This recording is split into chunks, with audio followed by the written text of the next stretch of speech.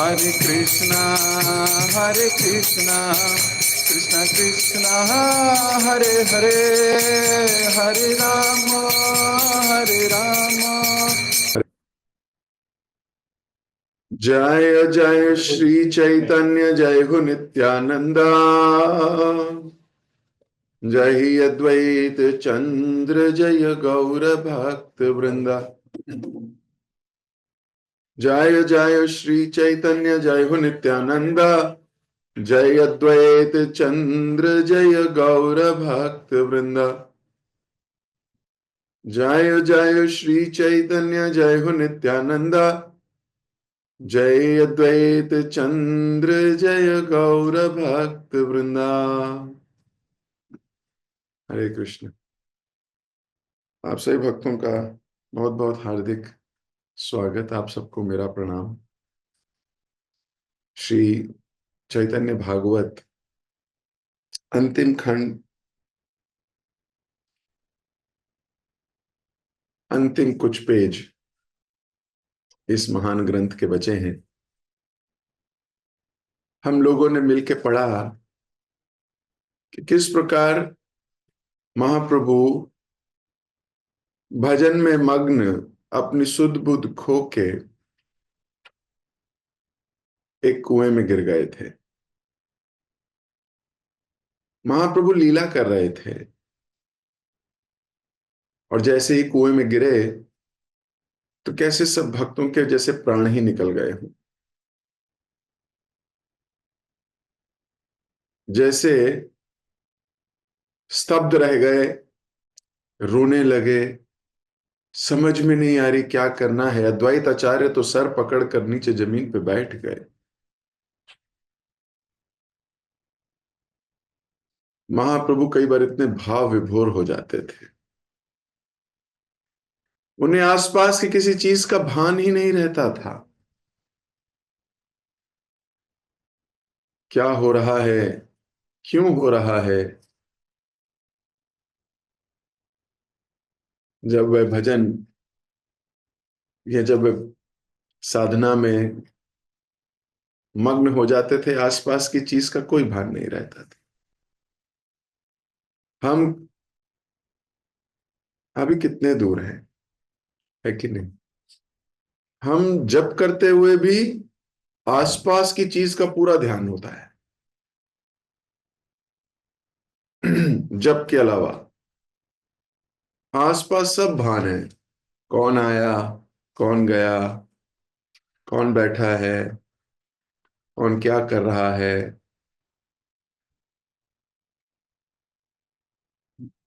कहीं दूध तो नहीं उबल गया किचन में, कहीं पानी तो नहीं छोड़ दिया खुला, कहीं गैस तो खुली नहीं है, बच्चे सो रहे हैं या जाग गए होंगे। कितनी सारी चीजें एक साथ हमारे दिमाग में चलती रहती है।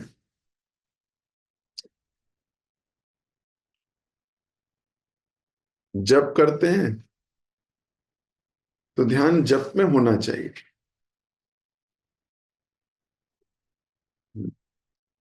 हियरिंग करते हैं तो ध्यान हियरिंग में होना चाहिए। रीडिंग करते हैं तो ध्यान रीडिंग में होना चाहिए। सेवा करते हैं, ध्यान सेवा में होना चाहिए। जो भी कार्य करते हैं उस पर 100% प्रेजेंट होना चाहिए। लेकिन हमारा दिमाग कितना कितना घूमता रहता है, सच्ची बात है। जब करते करते कितनी मैनेजमेंट कर लेता है पूरे दिन की, है ना। अभी मेरे को वहां मिलना है, आज उससे मिलना है, आज मुझे वहां जाना है, फिर वो कर लूंगा, वहां कर लूंगा। हरे कृष्ण कृष्ण कृष्ण हरे हरे। हाँ वो तो मैं कर लूंगा, वो पर वो आदमी ठीक नहीं लग रहा ना, कुछ भी दिमाग में चलता रहता है। और पता लगता है वो एक माला हो गई,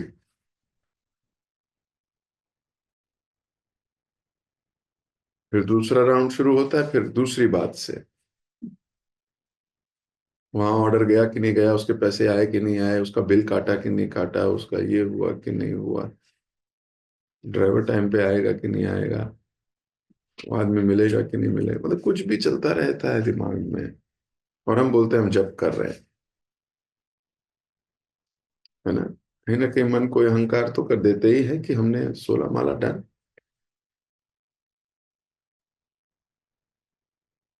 स्ट्रगल है, इसीलिए महाप्रभु ने और भगवान ने भगवत गीता में बताया it is a struggle. Krishna feels happy when you struggle with your japa और your sadhana. He feels happy you are putting effort. आप एफर्ट लगा रहे हो, भगवान को बहुत अच्छा लगता है कोई एफर्ट कर रहा है. तो साधना बहुत इंपॉर्टेंट है, लेकिन केवल कॉलम टिक नहीं करना है. Operation successful, patient dead. क्या करोगे? काम हो गया, operation successful, 16 Mala done, but कोई लाभ नहीं, उतना लाभ नहीं हुआ जितना लाभ लेना चाहिए था. पर महाप्रभु जब साधना करते थे तो उन्हें आसपास का कोई भान नहीं होता था.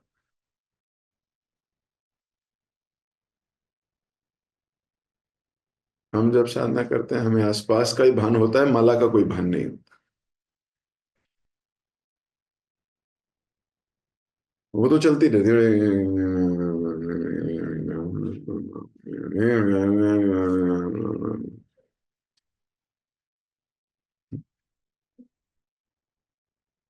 सो कितना आगे जाना है अभी, इस बात का विचार होना चाहिए. How how much is still left.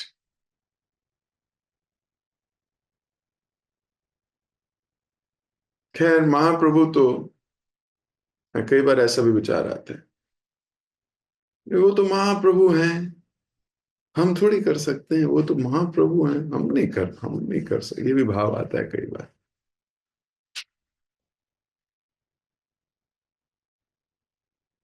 तो ये बात तो सच है कि वो महाप्रभु हैं, जैसे प्रभुपाद जी को कई बार लोग बोलते थे, Prabhupada ji you are the seventh Goswami. है ना, छठ गोस्वामी होते हैं, प्रभुपाद जी को देख के उनके भक्त बोलते थे you are the seventh Goswami Prabhupada. Prabhupada बोलते थे why can't you become eighth.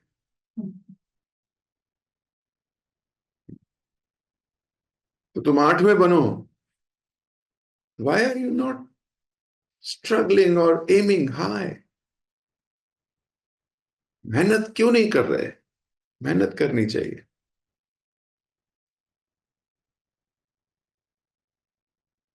एक बार प्रभुपाद जी ने रात को 1 बजे घंटी बजाई. उनके पर्सनल सर्वेंट भाग के आए, आंखें मलते हुए. आंखें मलते हुए आए, बोले यस प्रभुपाद.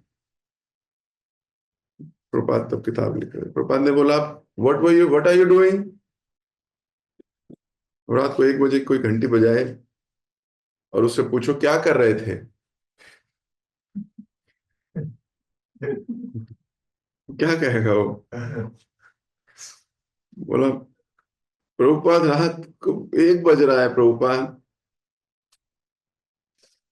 मैं सो रहा था. प्रभुपाद बोले मैं तो जाग रहा हूं. प्रभुपाद ने बोला क्यों सो रहे थे. फिर ऐसे पूछा प्रभुपाद ने, रात को 1 बजे पूछ रहे हैं क्यों सो रहे थे. तो क्या जवाब दोगे इसका?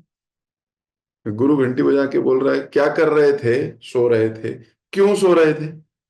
बोले प्रभुपाद सारा दिन मैं बहुत थक गया था, बहुत भाग दौड़ हुई, बहुत मेहनत करी. तो प्रभुपाद ने बोला तो क्या मैं क्या कर रहा हूं, मेरे से ज्यादा मेहनत करते हो. तो घबरा गया, अभी क्या बोले प्रभुपाद को.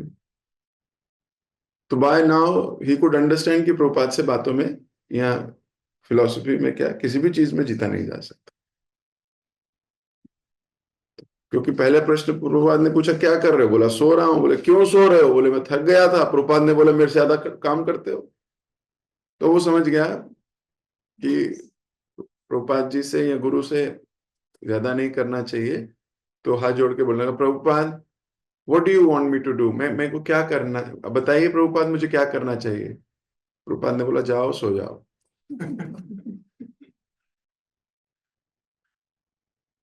तो वो जब दरवाजे से बाहर जा रहे थे तो वो इंट्रोस्पेक्ट कर रहे थे कि मुझे प्रभुपाद जी ने क्यों बुलाया। कभी कभी व्यक्ति को अपने पे घमंड, थोड़ा अहंकार हो जाता है, मैं बहुत कुछ कर रहा हूं, I am doing so much, my guru must be happy with me, है ना, मेरे गुरु मेरे से खुश होंगे, मैं बहुत मेहनत कर रहा हूँ, आराम से सोया, बहुत मेहनत की। तो गुरु वांट्स टू टेल कि अभी कोई मेहनत नहीं होगी, और मेहनत करने की आवश्यकता है, अपने ऊपर घमंड मत करो।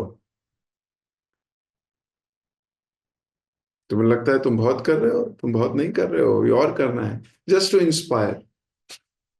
लेकिन वो अच्छा भक्त है, इसलिए ऐसा विचार कर रहा है, my guru wants me to do more, वो मेरे को चाहते हैं मैं और करूं, इंस्पायर हो गए। So devotees are so hard working, but they have a aim, वो सही दिशा में हार्ड वर्क करते हैं, they have a M.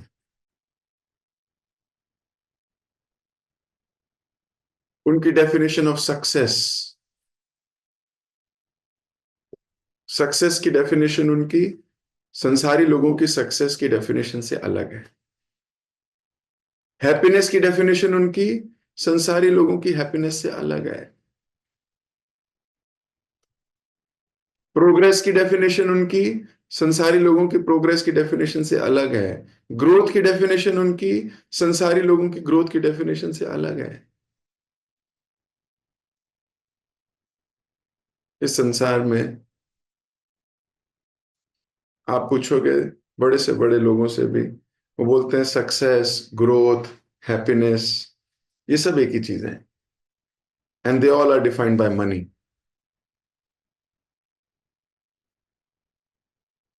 Devotees की डेफिनेशन ऐसी नहीं है, क्योंकि डेफिनेशन ऐसी नहीं है इसीलिए तो भक्त है।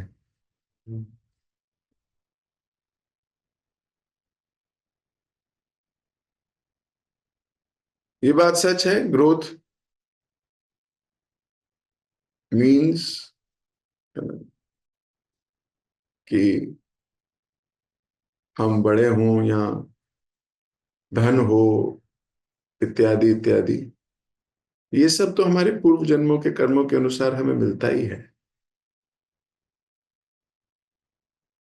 लेकिन क्या उस ग्रोथ में करेक्टर है, वैल्यू है? अगर उस ग्रोथ में आपका करेक्टर ही नहीं रहा, अगर उस ग्रोथ में आपका वैल्यू सिस्टम ही कॉम्प्रोमाइज हो गया, अगर उस ग्रोथ में हमारा आचरण ही खराब हो गया, तो वो ग्रोथ कभी प्रोग्रेस नहीं होगी। प्रोग्रेस में करेक्टर होता है, वैल्यू होती है, ह्यूमिलिटी होती है, तो प्रोग्रेस बनती है। और वो प्रोग्रेस जब इस संसार को कुछ देने के लिए होती है, तो वो प्रोग्रेस सक्सेस बन जाती है। व्हेन यू स्टार्ट कंट्रीब्यूटिंग, जब आप कृष्ण भावनामृत के इस आंदोलन में कुछ योगदान देने लगते हो अपना, तो वही प्रोग्रेस आपकी सक्सेस में बदल जाती है। Then you are successful, you are contributing for the right cause at the right time and ensuring that also people become right. Then it is success. When there is growth, there is progress, there is success. And when you see people doing, sacrificing, compromising, growing, progressing, and getting success in Krishna consciousness, you become happy. So then वो success जो है वो happiness में change हो जाती है। फिर आप हैप्पी भी रह सकते हैं। और हैप्पी डिवोटी बहुत काम कूल माइंड होता है उसका, कूल माइंड। कैसी भी सिचुएशंस आए उसके मन को एजिटेट नहीं कर पाती, वो बड़ा कूल है। प्रभुपाद जी को एक रिपोर्टर ने पूछा एक दिन, फीमेल रिपोर्टर थी, पूछा, Prabhupada, why do you people shave your head? आप अपना सिर क्यों मुंडवाते हो, गंजे क्यों रहते हो? प्रभुपाद जी से पूछा रिपोर्टर ने। तो प्रभुपाद जी ने उसे उल्टा पूछ लिया, why do you shave your legs?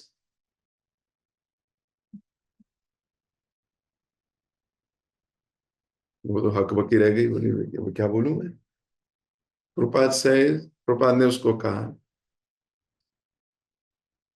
We want warm legs and cool head. हमारे डिवोटीज का सर ठंडा रहता है। एक बार तो एक भक्त ने कहा कि your head should be like an ice factory and your tongue should be a sweet factory.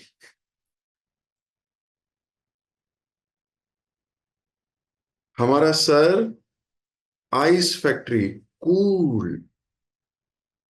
इस संसार में लोगों के सर गर्म है, अटैक से गुस्सा आता है, आता क्या है, बिन बुलाए आ जाता है। भक्त शांत, भक्त ब्रह्मभूत प्रसन्नात्मा नौ शौचति न कांक्षति। He has a very cool mind. इसलिए जब हम भक्तों के पास जाते हैं गाइडेंस के लिए, हमें पता है कूल हेड है हमारा हेड, तो हमें सही शांत डिसीजंस मिलेंगे।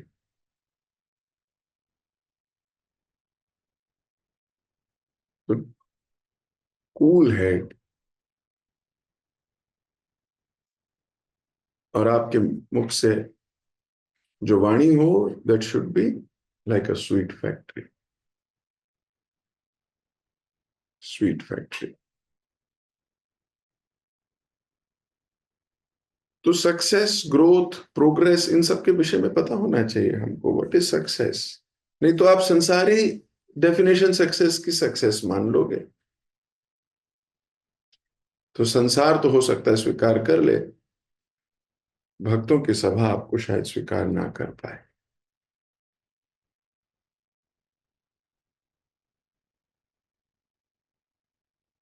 कई भक्त भक्ति मूवमेंट से शोहरत पाने के लिए चले गए,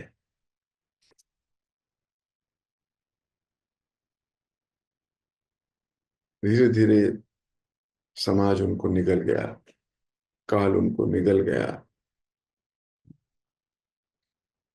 भक्ति से वंचित रह गए इस जन्म में। एक नहीं, कई उदाहरण है। प्रभुपाद जी के जमाने से कई जगह लिखा है, कई जगह वर्णन है, और उससे पहले से भी। इसलिए फंसना नहीं है। जब हम जप करें, we should be crying mood, Krishna please save me, मुझे बचाइए भगवान। मैं कहीं इंद्रियों की तृप्ति के लिए भागता हूं, मेरी हेल्प कीजिए। I am always, my senses are always trying to engage in material pursuits। तो प्रार्थना करनी चाहिए भगवान से जप के दौरान। तो महाप्रभु तो बाहरी जब साधना में है तो उन्हें पता नहीं आसपास क्या हो रहा है, और गिर गए थे कुएं में, द्वैताचार्य और बाकी भक्तों ने फिर उन्हें निकाला।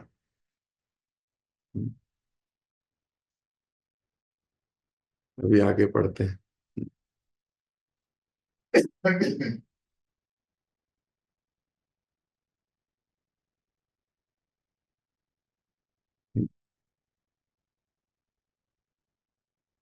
पुंडरीक विद्यानिधि के नीलाचल आते ही महाप्रभु को इसका पता चल गया। अभी हमने पिछली क्लास में कहा था कि महाप्रभु पुंडरीक विद्यानिधि को याद कर रहे थे और गदाधर को भी कहा था कि वो आने वाले हैं, उनसे दीक्षा लेना। जब गदाधर कह रहे थे मुझे दीक्षा दीजिए सेकंड, उन्होंने बोला नहीं नहीं, पुंडरीक विद्यानिधि आने वाले। महाप्रभु की इच्छा शक्ति से पुंडरीक विद्यानिधि शीघ्र ही उस स्थान पर चले आए जहां महाप्रभु उनकी प्रतीक्षा कर रहे थे।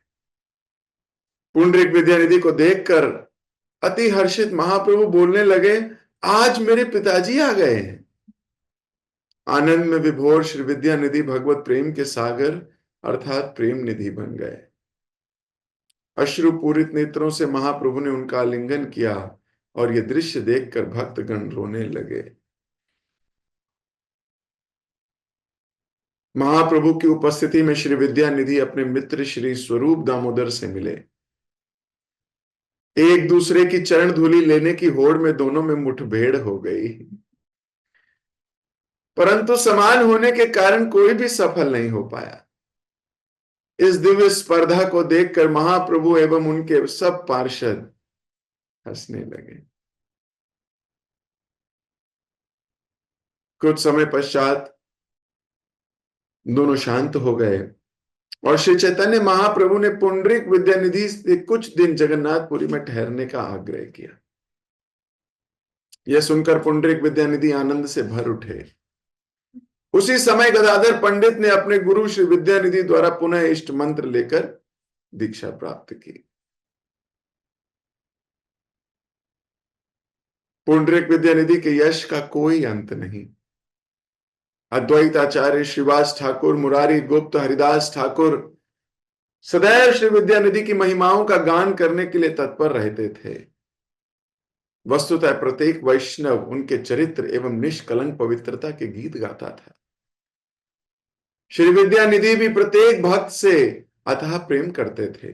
मिथ्या अहंकार अथवा गर्व का लेश भी नहीं था उनके चित्त में।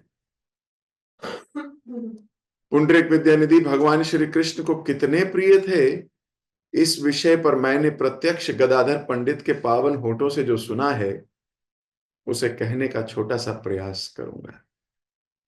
तो लेखक यहां लिख रहे हैं कि मैंने स्वयं श्री गदाधर पंडित के मुख से सुना है विद्यानिधि की गाथा, तो वो थोड़ा सा प्रयास कर रहे हैं। श्री चैतन्य महाप्रभु ने समुद्र के निकट यमेश्वर नामक स्थान पर पुंडरीक विद्यानिधि के लिए निवास की व्यवस्था की। कई बार श्री विद्यानिधि अपने घनिष्ठ मित्र श्री स्वरूप दामोदर के साथ जगन्नाथ मंदिर जाया करते थे और कई बार अपने कमरे में बैठे कृष्ण कथा में लीन रहते। उस समय ओडन षष्ठी का उत्सव आया। इस दिन पुजारी जगन्नाथ जी को नवीन वस्त्र पहनाते हैं। भक्तों के साथ महाप्रभु भी उस उत्सव को देखने मंदिर गए। चारों ओर गीत संगीत हो रहा था तथा पूरी नगरी सजी थी। उस दिन श्री विग्रहों ने अनेक वेशभूषाएं पहनी और यह उत्सव जनवरी में आने वाली मकर संक्रांति तक चलता रहा। महाप्रभु और उनके भक्त अर्धरात्रि तक जागे रहकर भगवान को बदल बदल कर पहनाए जाने वाले वस्त्र देखते रहे। अद्भुत दृश्य था। भगवान जगन्नाथ श्री चैतन्य महाप्रभु के रूप में स्वयं अपनी पूजा कर रहे थे। जब तक भगवान किसी पर अपनी कृपा न करें वह इस गुहितम रहस्य को नहीं समझ सकता। ओडन षष्ठी के दिन जगन्नाथ जी की पूजा अत्यंत भव्य रूप में होती है। अनेक प्रकार के व्यंजनों का भोग लगता है। उत्सव के पश्चात महाप्रभु ने भक्तों को विदाई दी और स्वयं एकांत में आ गए। सबके जाने के बाद श्री विद्यानिधि और स्वरूप दामोदर एक साथ बैठकर परस्पर अपने मन की बातें एक दूसरे से कहने लगे। शंका उठाते हुए श्री विद्यानिधि ने कहा, भगवान को नए वस्त्र पहनाने से पहले उन्हें धोकर उनकी मांडी क्यों नहीं निकाली गई? यहां पुजारी शास्त्रों के नियमों का अधिक ध्यान रखते हैं, परंतु शास्त्र के अनुसार क्या मांडी लगा वस्त्र अपवित्र नहीं माना जाता? तो स्वरूप दामोदर से पूछ रहे हैं। स्वरूप दामोदर ने उत्तर दिया, यहां इसे दोष नहीं माना जाता। पीढ़ियों से यही परंपरा चल रही है। कठोरता से शास्त्रों का पालन करने वाले लोग कदाचित इसे स्वीकार ना करें, परंतु यहां इसी रीति से उत्सव मनाया जाता है। पुंडरीक विद्यानिधि ने कहा, भगवान तो प्रत्येक वस्तु को स्वीकार कर सकते हैं, परंतु इसका अर्थ यह नहीं कि हम उन्हें अशुद्ध वस्तु में अर्पित करें। पुजारी को तो अशुद्ध वस्त्र छूने तक नहीं चाहिए। जगन्नाथ जी तो परमेश्वर हैं, उनके लिए सब कुछ संभव है, परंतु अन्यों के लिए नहीं। मांडी लगे वस्त्र को हाथ लगाने के बाद व्यक्ति को हाथ धोने चाहिए, अथवा वह अशुद्ध हो जाता है। यह तो सामान्य बुद्धि की बात है।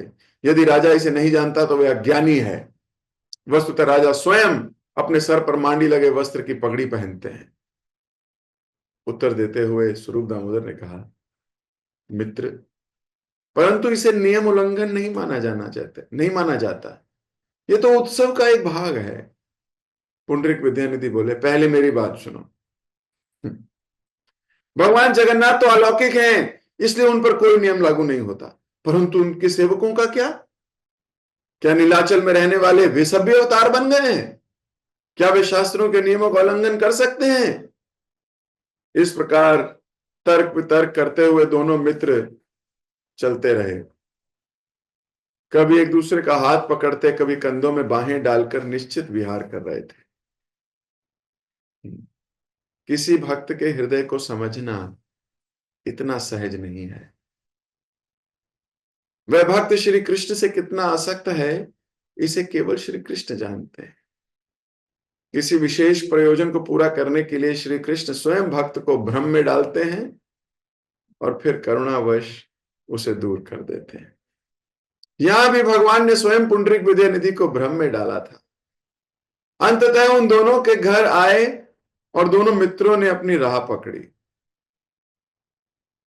प्रसाद ग्रहण करके वे महाप्रभु के निवास पर पहुंचे और विश्राम करने के लिए लेट गए। परमात्मा रूप में श्री चैतन्य महाप्रभु पुंडरीक विद्यानिधि के भावों से पूरी तरह परिचित थे। भगवान जगन्नाथ का रूप लेकर वे श्री बलराम के साथ उनके स्वप्न में आए। पुंडरीक विद्यानिधि ने देखा कि भगवान जगन्नाथ और बलदेव अत्यंत क्रोधित होकर उन्हें तमाचे मार रहे हैं और उनके गाल लाल हो गए हैं। पुंडरीक भगवान के चरणों में गिर पड़े और कृष्ण मुझे क्षमा करो, मुझे आपने अपराध का यही दंड मिलना चाहिए कहकर रोने लगे। श्री जगन्नाथ जी ने कहा, तुम्हारा अपराध क्षमा योग्य नहीं है। मेरे समान मेरे सेवक किसी भी जाति से संबंधित नहीं माने जाते। इसे भली भांति जानते हुए तुम यहां रहने के लिए आए हो, परंतु साथ ही तुम शास्त्रों के नियम अनुसार प्रत्येक कार्य की बारीकी से जांच भी कर रहे हो। अच्छा होगा कि घर लौट जाओ, वहां जिसकी निंदा करनी है करो। मैंने स्वयं इन उत्सवों की रीतियों का निर्धारण किया है, परंतु तुम तो मंडी युक्त वस्त्र पहनने के कारण मेरे सेवकों में दोष देख रहे हो। पुंडरीक विद्यानिधि भयभीत हो रोने लगे। भगवान के चरण कमलों पर अपना सिर रखते उन्होंने कहा, कृपया इस महापतित के अपराधों को क्षमा करें। मैं अपना दोष स्वीकार करता हूं। आपके भक्तों की निंदा करने वाले मेरे मुंह को स्वयं आपके हाथों से दंड मिल चुका है। भगवान, मेरे विचार से यह मेरा परम सौभाग्य है। भगवान जगन्नाथ ने कहा, क्योंकि तुम मेरे भक्त हो इसलिए मैंने कृपा करके तुम्हें यह दंड दिया है। तो भगवान की और उनके भक्तों की लीलाओं को समझना ये बहुत अलग है। ज्यादा नियम कानून नहीं बताने चाहिए। जब इंसान को थोड़ा ज्ञान हो जाता है फिर वो नियम कानून बताने लगता है। हाँ, आप अपने जो ट्रेनीज हैं, जो भक्त हैं, जिनको सौंपा गया है आपको, आप उनको बता सकते हो ऐसे करना है ऐसे करना। लेकिन जब हम सीनियर्स को ही कानून बताने लगे, पुंडरीक विद्यानिधि भगवान के सेवकों को जो वहां कर रहे हैं उन्हीं पे कहने लगे, इनको भी अकल नहीं है, इनको तो अकल होनी चाहिए। तो जगन्नाथ जी प्रेम करते हैं इसलिए सपने में आके घूसे लात मार दी और सुधार दिया। हम तो भक्त भी नहीं हैं इतने कि भगवान हमारे स्वप्न में आए या भगवान स्वयं आए या साक्षात आए। सोचिए हमारे अपराधों का क्या होगा।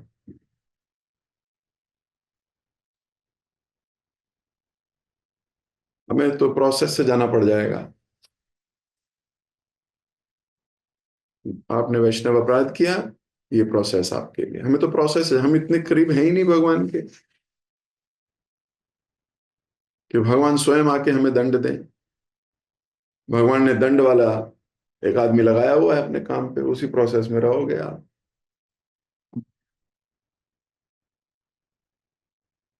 तो हमें विचार करना चाहिए। भगवान ने ये लीला रची ताकि हम कोई प्रश्न ना करें ऐसा ऊट पटांग। रामानुजाचार्य वो भी आए थे एक बार, और पुरी में आके कहने लगे ये क्या तरीका है, सुबह सुबह मंगला आरती होनी चाहिए, इतने बजे मैं सिस्टम बनाऊंगा यहाँ, यहाँ ये होना चाहिए, भक्त लोगों को स्नान करके आना है, ये करके आना है, वो करके आना है। रात को सोए, सुबह जब उठे तो साउथ इंडिया थे, वही खाट साउथ इंडिया पहुंची हुई थी। तो ये 2000 किलोमीटर एक रात में ट्रेवल कर गए। तो जगन्नाथ जी ने आके बोला ये नियम कानून यहाँ चलाइयो, पूरी में नियम कानून नहीं चलता। जब मैं खुश हूं अपने भक्तों की सेवा लेके, मैं तो ऐसे ही सेवा लूंगा, ज्यादा नियम कानून इधर मत चलाओ।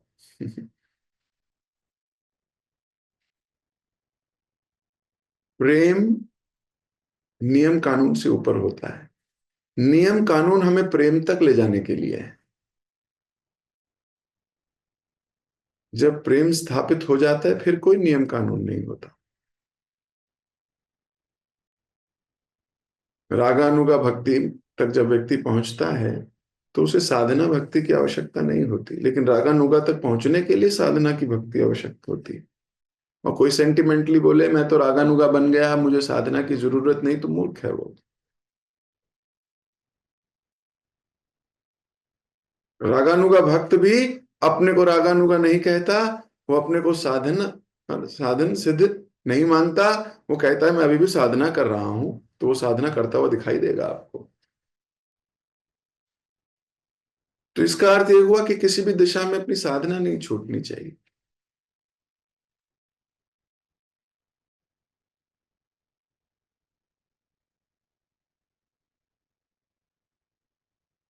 जो हमने नियम लिए हैं, गुरुदेव की कृपा से जो नियम हमें मिले हैं, उन नियमों का हमें अच्छे से पालन करने का प्रयास करना चाहिए। पूरा दृढ़व्रती होकर प्रयास करना चाहिए। नियम क्षेम में नहीं फंसना चाहिए, नियम आग्रह नहीं करना चाहिए।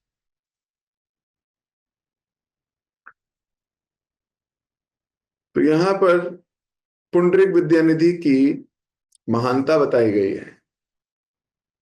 भगवान अपने भक्तों का गुणगान बहुत अलग तरीके से करते हैं।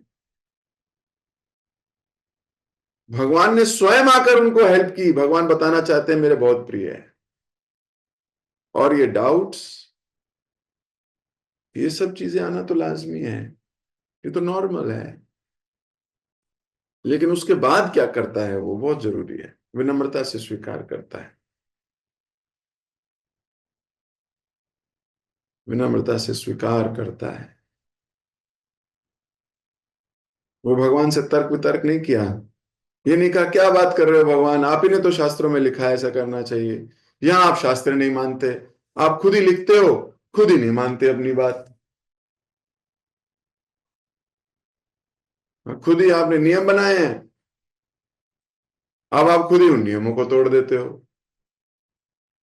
हाँ, तो भगवान तो ऐसा कर सकते हैं। भगवान क्या, इस संसार में जितने भी लोग उस पोजीशंस पे हैं वो ऐसा करते हैं कि नहीं? आपके ऑफिस में आपके जो बॉस हैं वो नियम बदल सकते हैं कि नहीं बदल सकते? आज हाफ डे ले जाओ, छुट्टी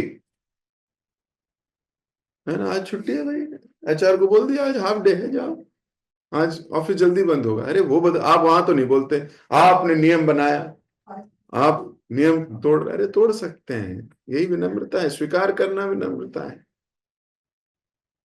System will be created, but everything cannot be done through system. एक भक्त गुणगान कर रहे थे गुरु महाराज का, तो बोले मैंने कर्मी कपड़े पहने हैं। महाराज ने बोला तुम आरती करो। तो बोला मैंने तो कर्मी कपड़े पहने हैं। तो महाराज ने बोला हाँ, मैं ही कह रहा हूं, करो, नियम तोड़ दो। आज्ञा पालन करना ही नियम है। सबसे एक ही नियम है, बाकी सब उसके अंडर आते हैं, वो है आज्ञा पालन करना।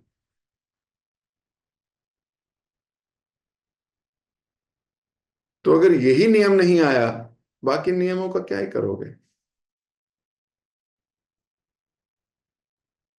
सो भगवान ने आके पुंडरीक विद्यानिधि की महानता बताई कि देखो मैंने बोला, तुरंत स्वीकार करता है, तुरंत आके बोले यस भगवान, ओके, मेरे को समझ में आ गया। और मेरी जिह्वा को और मेरे मेरे को वो दंड मिल गया। भगवान की कृपा है उस पर जो उसे दंड मिल गया, भगवान से ही। हम जो अपराध करेंगे हमारा क्या होगा, हमने पता नहीं कितने किए होंगे, पर हमारा हृदय इतना पत्थर है कि हमें लगता है हमने अपराध ही नहीं किए।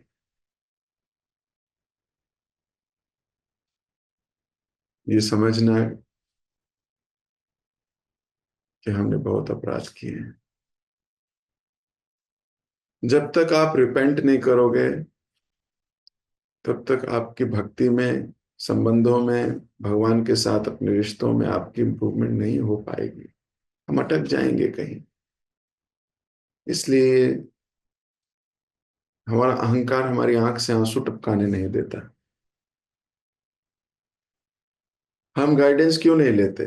क्योंकि गाइडेंस में अपनी अहंकार की प्राइस देनी पड़ती है। You have to pay the price of your ahankar to be submissive. We are not ready to pay the price.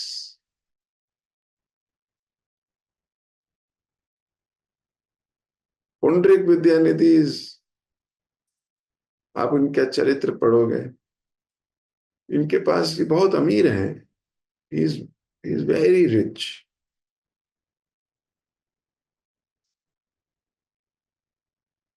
Saint लगाते हैं पूरी बॉडी पे, तेल लगाते हैं उस जमाने में हजारों लाख रुपए वाला, बट स्टिल इनकी कॉन्शियसनेस बहुत पवित्र है।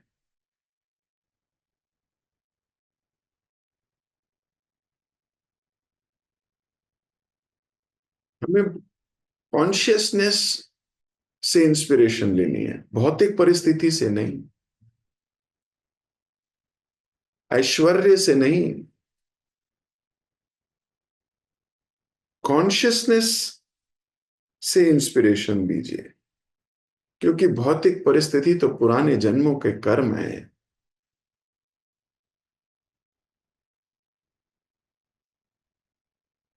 हमें भक्तों की कॉन्शियसनेस, वो कैसे सोचते हैं, वो कैसे सोच लेते हैं ऐसा, इससे इंस्पिरेशन लेनी चाहिए। पुंडरीक विद्यानिधि किस प्रकार स्वरूप दामोदर के साथ चर्चा वार्ता कर रहे थे, लेकिन थोड़ी निंदा हो गई सेवकों की, तो पिटाई भी हो गई। अब क्योंकि इनकी भगवान से पिटाई हुई है, इसलिए बड़े दिव्य हैं ये। इसका मतलब भगवान से रिश्ता बहुत अच्छा है इनका। नहीं तो भगवान तो किसी और कारण से इसे भी कर्म मान लेते, तो इस कर्म का फल भोगना पड़ता उनको, है कि नहीं? तो मैं अपनी वाणी को यहीं विराम दे रहा हूं, ये विचार करता हुआ दोबारा कि मैं किसी वैष्णव अपराध में ना फंसूं। कभी अपने से उत्तर भक्तों की, अपने से महतर भक्तों की गलतियां या उनकी एक्टिविटीज को एनालाइज ना करूं शास्त्र की दृष्टि से भी नहीं।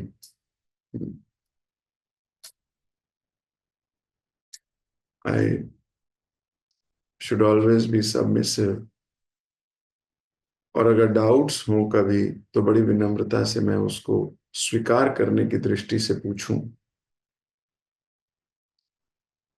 इन्हीं भावनाओं के साथ, इन्हीं लर्निंग के साथ आज की क्लास को यहीं विराम दे रहे हैं। जगत गुरु श्रील प्रभुपाद के जय, श्री चैतन्य भागवत की जय। हरे कृष्णा। तो केवल एक पेज बचा है, यानी कि कल चैतन्य भागवत सीरीज का कंक्लूजन होगा। तो किसी बात का कोई प्रश्न? Yes Abhishek Prabhu. Thank you ji. अच्छा वंडरफुल लास्ट क्लास लग रहा था कि मेरे लिए प्रभु जी, मुझे ये मतलब हमारी टंग हमेशा स्वीट फैक्ट्री हो जाए, ये मतलब हो ही नहीं पाता है। और चाह के भी कोशिश करते हैं तो मतलब हम अगर अच्छे भी मोटिव रहता है ना, खराब मोटिव रहता है तो निकलता ही है, अच्छा भी मोटिव रहता है ना तब भी बहुत तीखी हो जाती है। तो इसको कंट्रोल कैसे करें, मतलब क्या सोल्यूशन है? प्रभु जी पूछ रहे हैं कि हमारी जो वाणी है ये हमेशा स्वीट फैक्ट्री नहीं रह पाती। कभी कभी वर्कर स्ट्राइक कर जाते हैं फैक्ट्री के। तो क्या करें कि हमेशा स्वीट रहे? इस कॉन्शियसनेस में रहें अगर कि we have to contribute in others life,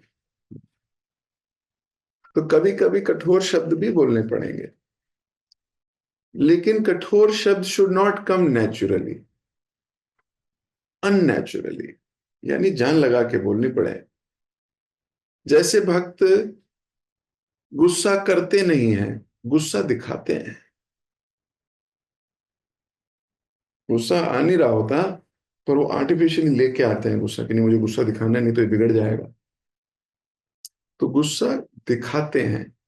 तो कई बार आपको, जैसे आंवला खाया है कभी? आंवला, आंवला खाते हैं वो बड़ा खट्टा कड़वा सा लगता है लेकिन बाद में मिठास छोड़ता है।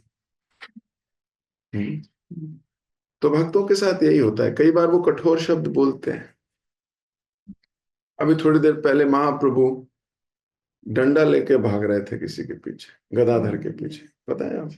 वो गाली दे रहे थे उसको। जब अद्वैत आचार्य के विषय में पूछ लिया कि तुम्हें क्या लगता है अद्वैत आचार्य कौन है, तो ये बोले मुझे लगता है प्रहलाद महाराज है।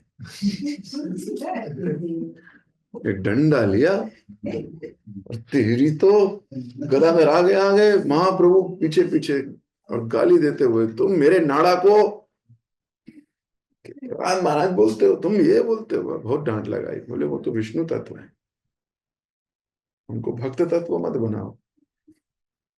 खूब डांट मार रहे थे। तो क्या हुआ बाद में, गदाधर के अ, अ, श्रीवास ठाकुर थे, हाँ श्रीवास ठाकुर, सॉरी, उनके बड़ा टेस्ट कैसा है? अच्छा। तो भक्त आमला होते हैं, कई बार कठोर शब्द बोलेंगे, लेकिन जिसके लिए बोलेंगे उसको स्वीट फैक्ट्री लगेगी आने वाले समय में। इसलिए उस वक्त स्वीकार कर लो। अगर कोई भक्त आपको गाली दे रहा है, डांट रहा है, तो आप ये याद रखना कि आंवला आ रहा है, आंवला है। हैं? अभी मुझे बहुत कड़वा लग रहा है, अभी मुझे गुस्सा हो रहे हैं, है ना? मान लो कभी पूछते हैं कोई भक्त, तो कभी हम भी गुस्सा करके दिखाते हैं उसको, तो पर ये उसकी भलाई के लिए है, तो थोड़ी देर में वो मिठास देगा उसको। तो ये दूसरे हमारे साथ करें तो ऐसा सोचना चाहिए, पर हम अगर किसी के साथ करें तो हमारा यही भाव होना चाहिए कि आई एम वेल विशर, मैं जो कह रहा हूं इससे थोड़ा फायदा मिलने वाला है, प्लीज स्वीकार करो। हम्म? तो ऐसे शब्द ना बोलो जो किसी को कष्ट दे। अप्रिय सत्य भी नहीं बोलना चाहिए, अप्रिय, लेकिन किसी प्रिय को बोल सकते हैं, सुधारने के लिए, उसको संभालने के लिए। तो ये डिपेंड करता है आपके रिश्तों में, है ना, कितना आपने उसमें क्रेडिट किया हुआ है। जैसे कई भक्त हैं, उनको हमें भूमिका नहीं बांधनी पड़ती, हम सीधा बोलते हैं ये करना चाहिए आपको, फिनिश। और कई लोग होंगे तो हमें भूमिका बनानी पड़ेगी, कि मैं आपको कुछ कहना चाहता हूं, आप बुरा तो नहीं मानोगे, क्या मैं बोल सकता हूँ, क्या मेरे पास है वो अधिकार, क्या मैं ऐसे कह सकता हूँ। कई को बोलते हैं नहीं। तो ये हमारे संबंधों के ऊपर भी होता है कई बार। But don't take to, I mean granted नहीं लेना संबंधों को भी। वहां भी व्यक्ति गलती कर जाता है कई बार, है ना। वी टेक, हमने कई गलतियां कर करके सीख रहे हैं, अभी भी गलतियां कर रहे हैं कई बार। अभी कुछ कुछ को लोग ग्रांटेड ले लेते हैं, जो कि गलत बात है ना। इंट्रोस्पेक्टिव डिवोटी पकड़ लेगा। लेकिन अगर आप स्वीट फैक्ट्री नहीं बन सकते तो आंवला फैक्ट्री बन जाएगी। लेकिन दूसरों का भलाई करिए, आपकी हर चीज से कंट्रीब्यूशन होना चाहिए उसके लिए, you should contribute. Narad ji श्राप दे गए कितने लोगों को, लेकिन वो श्राप became the sweet factory later on. उस वक्त तो आंवला ही लग रहा था, लेकिन बाद में कितना अच्छा लगा। तो ये जरूर याद रखिए कि आप अगर किसी को बोल भी रहे हो, उसकी भलाई के लिए होना चाहिए, आपकी भलाई के लिए नहीं, आपकी इंद्र तृप्ति के लिए नहीं। हम अधिकतर जो गुस्सा करते हैं, गुस्सा कम्स अंडर सेंस ग्रेटिफिकेशन। जो आप क्रोध करते हो, क्रोध इज अ सेंस ग्रेटिफिकेशन। क्यों? बोलने के बाद बड़ा अच्छा लगता है, मैंने सुना दिया। उसने मुझे बोला, अरे मैं भी कम थोड़ी हूं, मैंने पूरा सुना दिया उसको। तो बड़े चौड़े होते हैं हम, ना। It's a sense gratification. So we should remain away from sense gratification. अगर गुस्सा करना भी है तो उसकी भलाई के लिए होना चाहिए। ठीक है। हरे कृष्ण। वेणुधारी प्रभु।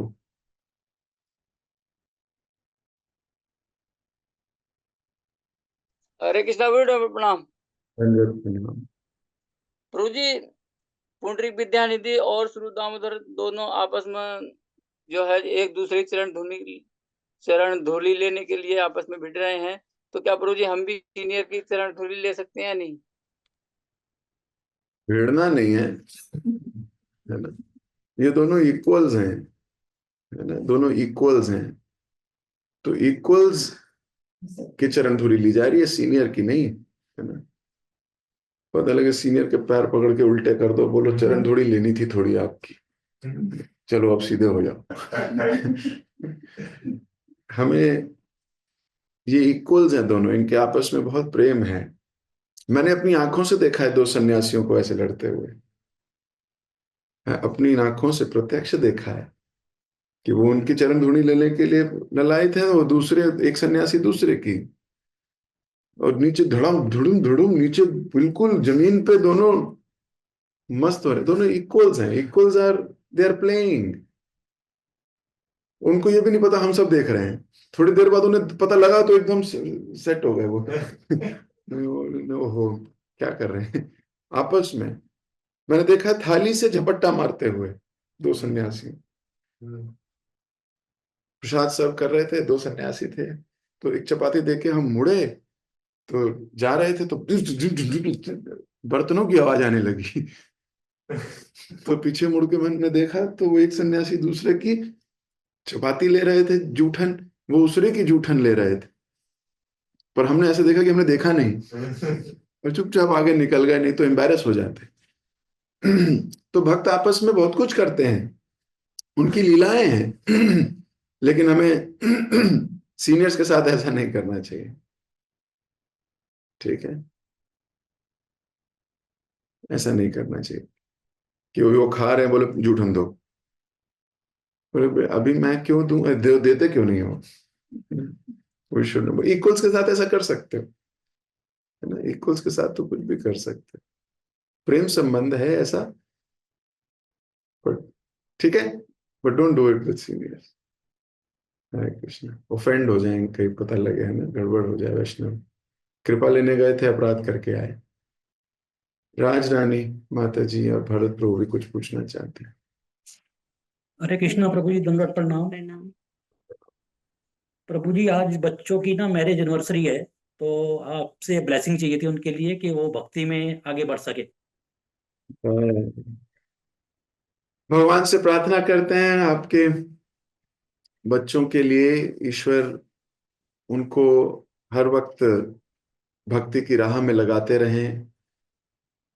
बच्चे मिलजुल कर कृष्ण की, वैष्णवों की सेवा में रुचि लें, हरिनाम में उनकी रुचि आए, भक्ति पथ पर आगे बढ़ें, ऐसी हम भगवान से कामना करते हैं। दोनों खुश रहें। हरे कृष्ण कृष्ण कृष्ण हरे हरे हरे, राम। हरे राम राम राम हरे हरे। बहुत बहुत हार्दिक कृष्ण भावना भवित शुभकामनाएं अपनी गृहस्थ जीवन की ओर। हरे कृष्ण। अभी मुझे दीजिए इजाजत, आप लोगों से मुलाकात होगी एक क्लास और चैतन्य भागवत की। इसके बाद हम शुरू करेंगे भगवान के, महाप्रभु के नित्य संगियों की गाथा। अभी आप लोगों ने उनके नाम तो सुन लिए हैं, है ना? नित्यानंद प्रभु, गदाधर, अद्वैताचार्य, श्रीवास, हाँ, सनातन गोस्वामी, रूप गोस्वामी, रघुनाथ भट्ट गोस्वामी, जीव गोस्वामी, ये सारे गोस्वामियों के विषय में और महाप्रभु के जो क्लोज एसोसिएट्स हैं। अब हम नेक्स्ट सीरीज, नेक्स्ट हम कंपेनियंस ऑफ लॉर्ड चैतन्य, है ना, भगवान के जो कंपेनियंस रहे, कंपेनियंस ऑफ चैतन्य महाप्रभु, हम वो श्रृंखला शुरू करेंगे। कल चैतन्य भागवत को हम समाप्त कर, मतलब पढ़कर, आप लोगों की कुछ पूरी चैतन्य भागवत सीरीज कई लोगों ने पूरी सुनी है, उन भक्तों से आग्रह करेंगे कुछ वो कहना चाहें, रियलाइजेशन शेयर करना चाहें, कैसी रही चैतन्य भागवत, उनके जीवन में क्या बदलाव लाई। इसके ऊपर एक क्लास करेंगे पूरी, है ना, one class only glorification of Chaitanya Bhagavat and your realisation. और फिर उसके अगले दिन से हम लोग शुरू करेंगे कि छठ गोस्वामी और बाकी महाप्रभु के जो क्लोज एसोसिएट्स हैं उनकी गाथा। अब तो चैतन्य महाप्रभु की गाथा सुनी आपने, अब आप उनके भक्तों की गाथा सुनिए उनकी दृष्टिकोण से। वो बहुत दिलचस्प, बहुत आनंदमयी और बहुत रुलाने वाली भी हो सकती है। इसलिए take care of your emotions there, it is very tasty. हमने बहुत साल पहले की थी, मुझे कई भक्त ने, है ना, फिर आग्रह किया कि प्रभु जी आप छठ गोस्वामियों के विषय में और बाकियों के विषय की, जीवन की चरित्र के विषय में थोड़ा बताइए। तो मैं प्रयास करूंगा उन सब की गाथा गाने का, गुणगान करने का, अपनी पवित्रता के लिए। जब एक भक्त का गुणगान होता है तो कहीं ना कहीं खुद शुद्धिकरण होता है हमारा। ठीक है, जगत गुरु शिल प्रभुपाद की जय। हरे कृष्ण। हरे कृष्ण प्रभु जी, दंडवत प्रणाम। Thank you so much Prabhu जी, बहुत सुंदर क्लास के लिए। आज की क्लास में आपने हमें ये बताया कि हम कोई भी कार्य करें, जब करें, रीडिंग करें, हियरिंग करें, कोई सेवा करें, तो हम सिर्फ वही कार्य ही करें, पूरी ऑब्जर्व होकर ध्यान से करें। जब हम एफर्ट करेंगे अच्छे से करने का, तब कृष्ण प्रसन्न होते हैं। और आपने हमें बताया कि प्रोग्रेस में, सक्सेस में, ग्रोथ में, हैप्पीनेस में क्या क्या डिफरेंस होता है। तो आपने बताया कि जब प्रोग्रेस में क्या क्या होता है, कैरेक्टर होता है, वैल्यू होता है, आचरण होता है, ह्यूमिलिटी होता है। जब प्रोग्रेस हम संसार को कुछ देने के लिए करते हैं, तब वही प्रोग्रेस सक्सेस बन जाता है। फिर सक्सेस हैप्पीनेस में कन्वर्ट होता है। जैसे भक्त जो होते हैं वो हमेशा हैप्पी ही रहते हैं। और आपने हमें ये बताया कि भगवान और भक्त के लीला को कोई नहीं समझ सकते हैं, तो इस पर कोई नियम कानून भी लागू नहीं होता है, तो हमें इस पर ज़्यादा दिमाग नहीं लगाना चाहिए। इस पर आपने ये बताया कि जो प्रेम होता है हमें नियम और कानून से ऊपर होते हैं। तो जो नियम कानून होते हैं हमें प्रेम तक पहुंचाने के लिए होते हैं। तो हमारे लिए एक ही नियम है, आज्ञा पालन। बाकी सब नियम सारे इनके नीचे ही है। और आपने हमें लास्ट में ये बताया कि हमें कोई भी वैष्णव अपराध से नहीं फंसना है, सीनियर भक्त के एक्टिविटी को हमें एनालाइज नहीं करना है। अगर मन में फिर भी डाउट आता है, हमें विनम्र से पूछना चाहिए। Thank you so much Prabhu जी। सभी भक्तों को भी धन्यवाद इतने प्रेम पूर्वक श्रवण करने के लिए। हम प्रभु जी का धन्यवाद करेंगे एक बार। हरे कृष्ण बोल। Hare Krishna Krishna Krishna Hare Hare, Hare Ram Hare Ram. Thank you so much Prabhu ji.